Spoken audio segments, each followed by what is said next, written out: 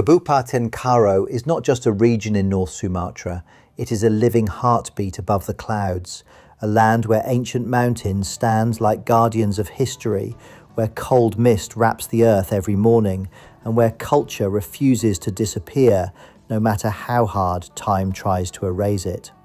Hidden in the highlands of the Bukit Barisan range, Karo is one of Indonesia's greatest untold stories. And once you truly understand this place, you will never look at Sumatra the same way again. Stretching across more than 2,127 square kilometers in the highlands of North Sumatra, with a population of more than 412,000 people, Kabupaten Karo is not defined by numbers. It is defined by identity, resilience, and pride. Every road through Karo carries the spirit of generations. Every mountain breeze feels like a whisper from the ancestors. Every sunrise over the hills reminds the world that beauty still survives in places untouched by noise and chaos. This is the homeland of the Karo people. The Karo tribe, also known as Batak Karo, is one of the most culturally rich ethnic groups in Indonesia. They are the original people of this land. Their language, known as Cakap Karo, is not just a way of speaking, it is a symbol of survival, heritage, and belonging. Across every district in Karo, the sound of the Karo language continues to echo through homes, markets, ceremonies, and generations. In a modern world where many traditions fade away, the Karo people continue to protect their identity with extraordinary strength. What makes the Karo people remarkable is not only their culture, but their deep sense of kinship. They share strong ancestral ties with neighbouring Batak communities, such as the Toba, Simalungun, Angkola, and Pakpak peoples. Together, they form one of the richest cultural mosaics in Southeast Asia. Their traditions are built on respect, unity, and community values that many modern societies are slowly losing. And nowhere is this cultural greatness preserved more beautifully than inside the Karo Heritage Museum in Berastagi. This museum is not simply a building filled with old objects, it is a doorway into centuries of civilization. Inside are more than 800 priceless artifacts, many dating back to the 18th century. Ancient farming tools, hunting equipment, traditional woven mats, sacred carvings, and ceremonial objects stand as silent witnesses to the intelligence and creativity of the Karo ancestors. One of the museum's most extraordinary treasures is the Laklak manuscript.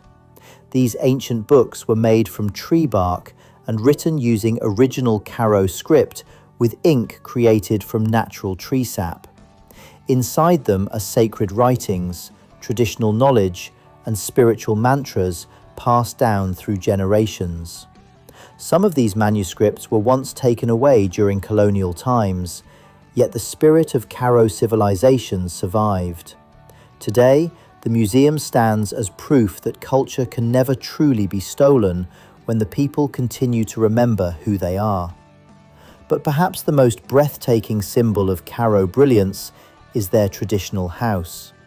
The Rumah Adat Batak Karo is not just architecture, it is genius carved into wood. Massive, majestic, and crowned with horn-shaped rooftops, these traditional homes immediately capture the soul of anyone who sees them.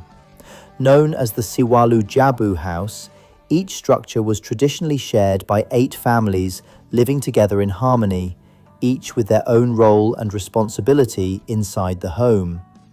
Every detail reflects deep wisdom. The towering roof protects against the heavy tropical rain.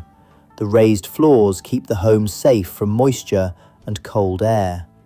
The ventilation system naturally adapts to the highland climate without modern technology. But what astonishes many architects is the construction technique itself. The massive wooden components were built without the complex joining systems used in modern structures.